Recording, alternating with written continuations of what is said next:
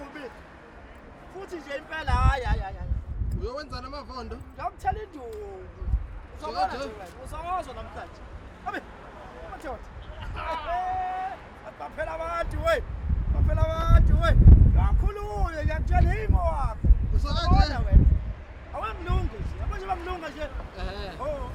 Ngiyakutshela uzozwa kahle namhlanje. Usakanje? Ngawukholwe mfowethu. Uzophinde ngophinde ngimenze njalo. Uyobenza njalo njengenjwayelo wemfowethu. Njengenjwayelo webaba. Angiyabuza bro. Kulo pocha lo njengenjwayelo. Bafaka sembumbulo bakhande bakhamthola amadroso kuphunza kanjani ngoba sekuyami. Hayi njoba nibona nje silempile la sisesiphingo sihlangene sonke nje SUZULU siyiviyo siyibutho emhlabuhlangene. Njengamanje silungela ukuthi siye emabhida njoba nazi isilo namhlanje siyogqotshwa ngokusemthethweni okusho ukuthi sisalinde nabanye ababhemu kanjalo ngoba sengiphinde ngiqhubeka nani futhi mase sifikile njengenjwayelo. Khatha Siyamabhida. Umntwana uMisuzulu. Uyobewa ngokusemthethweni. Ngokwesitifiketi. Angithi phela sesabana amalungelo manje. Ya manje fanele yonke into igxivizwe uhulumeni njengoba kunobudlelwane nje phakathi kobuholi. BakaZulu nohulumeni kusho ukuthi yonke into sekufanele manje ibe nesitifiketi. Ya umntwana uyokwamukela isitifiketi yini namhlanje? Nazo. Sakhe. Sokuba Make usuthini-ke lokho kumuntu nje?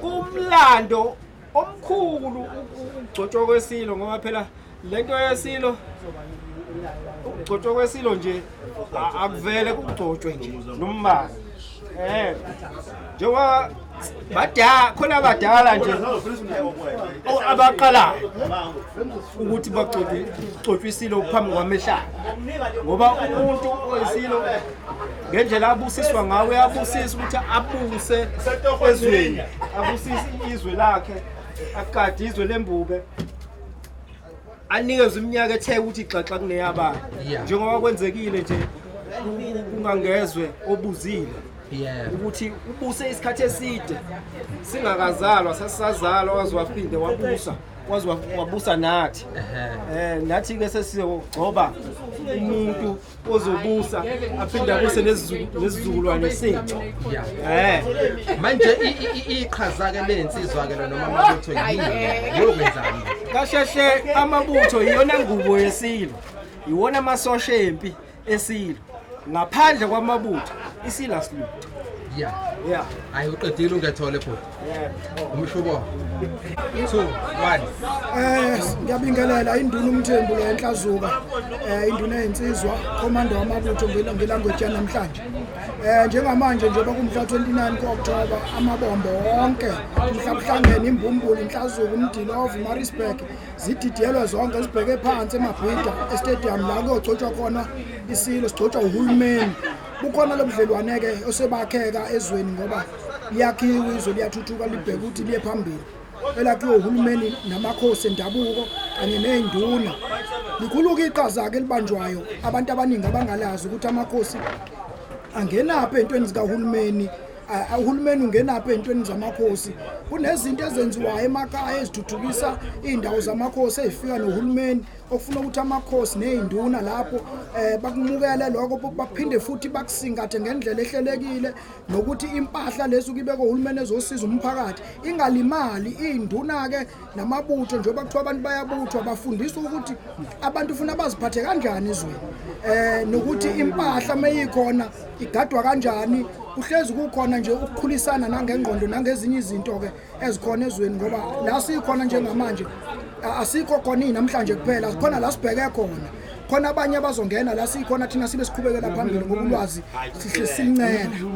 Umthondo unola ke ebusuku insingize emnyama ekhala igijima ebika uMazadu inkomo igaxa yise kuphela angibambe lapho nje. Yebo siyabonga.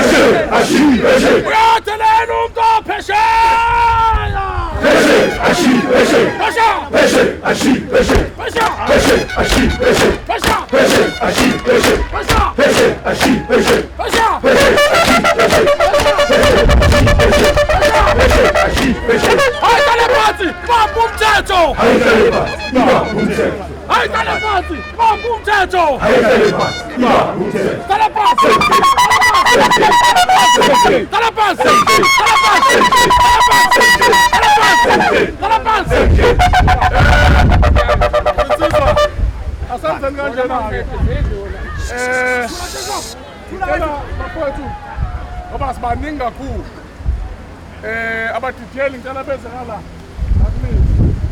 Naku ngqonke ngiyambona.